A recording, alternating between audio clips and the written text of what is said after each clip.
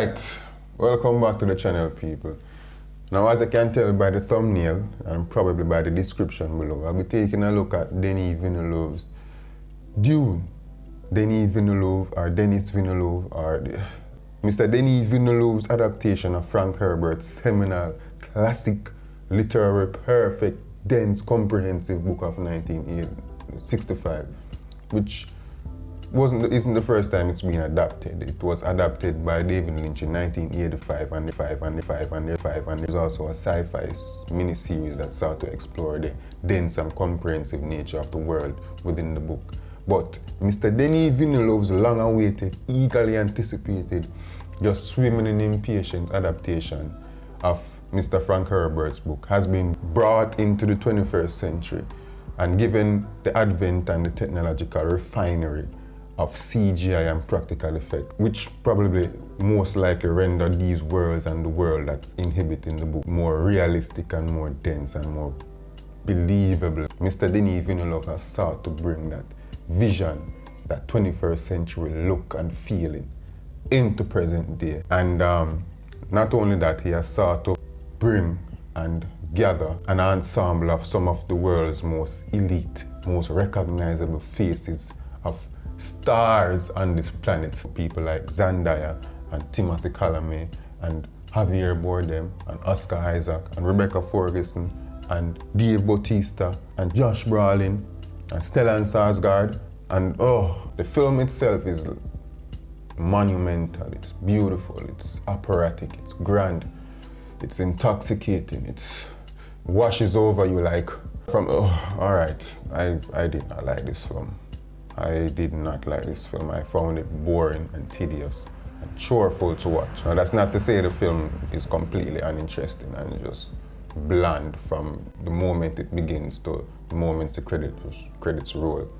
I'm saying there are two factors which primarily affect how and why I feel the way about this film. I have no frame of reference to the source material. I have no idea what the world building is like. I have no idea what these characters are really like internally. I haven't grown with them. I haven't explored them enough. I don't know the nuance and the layered relationship this book has to the films, and that seems to be the first factor. The second factor is the nature in which Denis Villeneuve directs and how he composes his film.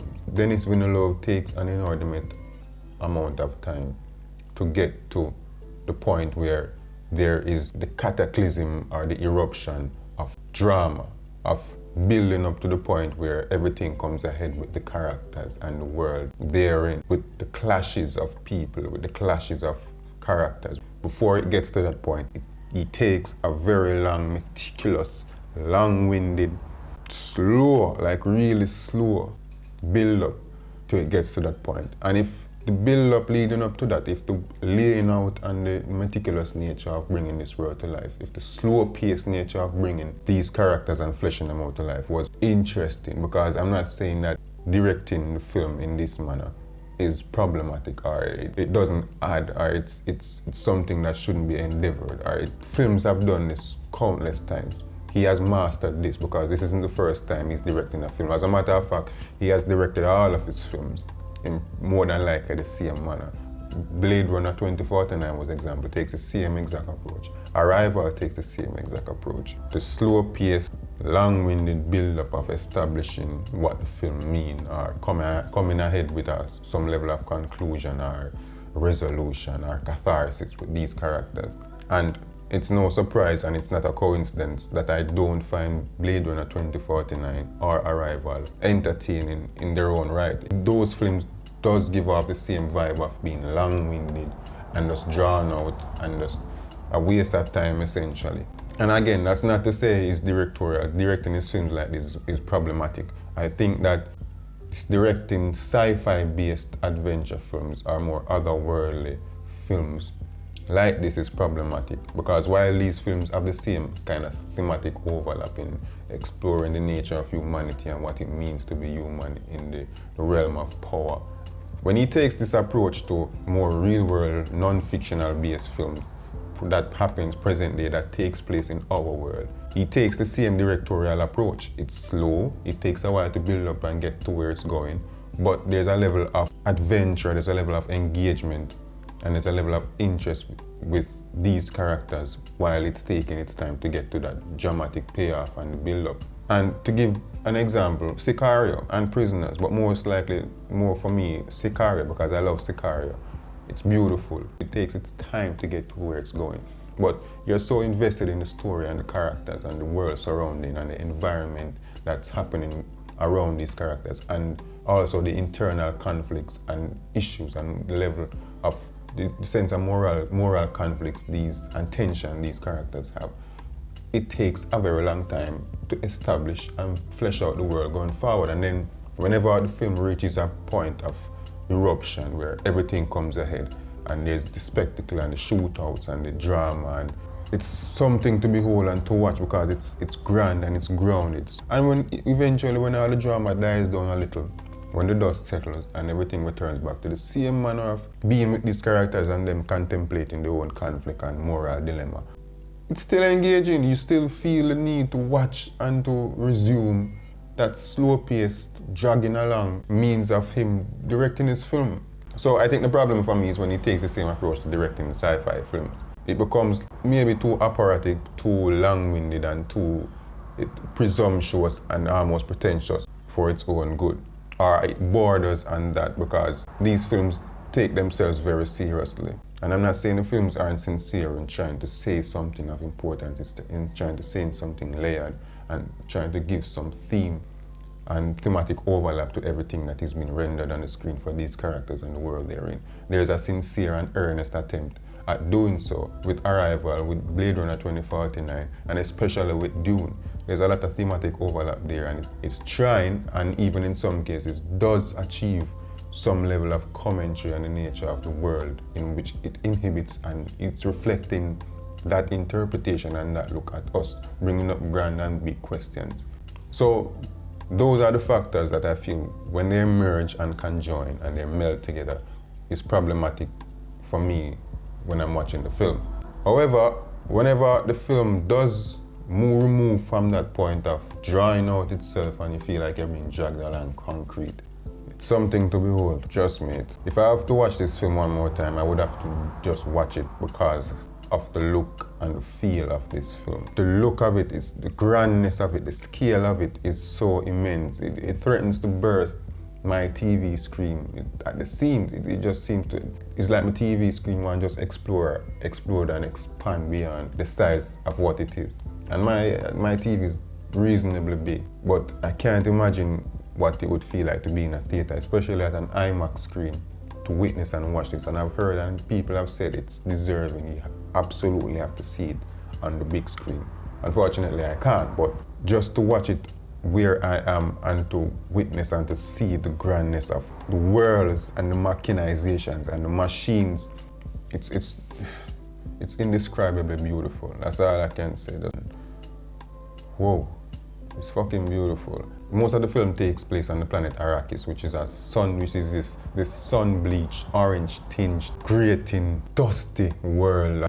And the cinematography, I've said by Greg Fraser, whenever he brings these worlds to life, whenever he brings color, even though the world itself is scarce and it's without much resources, you feel that scarcity, you feel that longing for more than what it is, and you feel the value inherent in things that are scarce, especially water. You then go to the planet Caladan, which the Atreides family govern, and there's this environmentalistic, natural beauty, flair to it. Everything, most of the things them just feel very light, very nature-based, and also encapsulates the type of people they are and who they are as human beings. In juxtaposition to the planet Jedi Prime, which is the home of the Harkonnens, which is more grimy and more dirt-like, more slimy and black. But it's still beautiful to look at.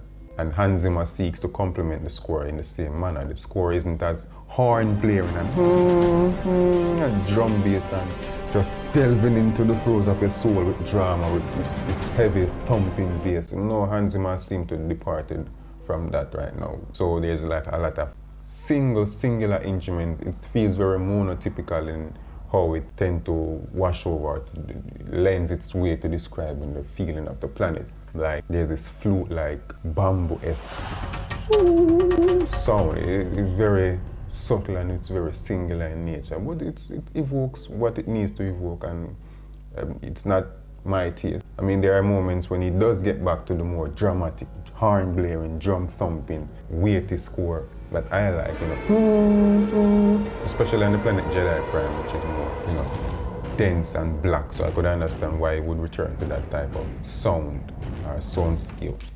And in terms of performances, everyone did a stellar job. I have no complaints over it. I think the script gave everyone well enough to work with to encapsulate and embody their characters enough for them to be believable and didn't feel like, the obligatory henchmen, background, exposition, task characters that are predominantly in most films. And even if they are interested in their own right. Especially with Paul Atreides, whose mere existence just seeks to fulfill a particular prophecy, to bring something to light, or to bring something to reality which has been prophesied over generations, of liberating the free men. Timothée Chalamet brings his A-game performance as this, oh God, so much of the world is on my shoulders, so much responsibility, oh, okay. I mean, they couldn't have picked anyone better to play this role because he embodies that depressed, deep inner conflicted nature of him, the weight of this world is boring upon me. Along with Rebecca Ferguson, who did a stellar job of representing and portraying his mother, also having her own issues and conflict because she was supposed to bring a daughter into the world. She didn't, she brought a son, and so there's another conflict with her. It gave the world some weight in terms of believing and being with these people, even though it wasn't enough. And again, maybe it would be enough if I had been privy to the source material, and maybe those who have read the source material would feel like, yes, this is the world of Dune and the characters that's inherent in that world. But for me, it felt like these characters were building around the world more so than the world building around them. And so the narrative felt like it was more external in bringing these or pulling these characters along for the ride more so than them having their own tension and inner conflict and driving the story and the world building forward. That's how it felt for me in this film. In terms of themes and subtext, one of the things I could take away from this was that the nature of power that's inherent of these colonials, because they are colonialists, to be quite frank. And in terms of what it means to be human within the context of power, like how much do we lose, or is our humanity warped and disfigured the more powerful we get, and how hard it is to maintain that level of groundedness whilst accumulating power, especially power that renders you having power over people. How much of your humanity are you retaining after knowing and having all of these human beings at your disposal? And it speaks to the level of colonialism and what it means to be kings and queens. And are they inherently still human? How much of their humanity has been lost? And is it inevitable that their humanity would be warped? Do they see themselves as mere gods, as more human?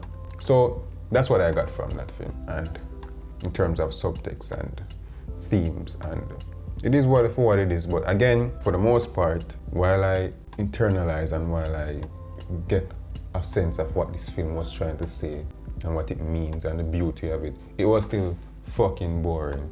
And you can go and watch it. I would recommend you watch it even if you don't understand, as a casual viewer especially, to just, if you can watch it in theaters, go and watch it in theaters. Just get the theatrical experience of looking at this thing on the screen. And maybe you'll feel differently about it than me. So that is it. That is my look at the film, and that is what I think. And if you're interested, if you want to let me know if I'm wrong, or you want to tell me things that I've missed that I didn't see, or when I look on the film the right way and fuck you, had shit pan the film and you don't understand nothing about it, comment below and let me know. I'd appreciate it. And I'll see y'all in the next one. Peace.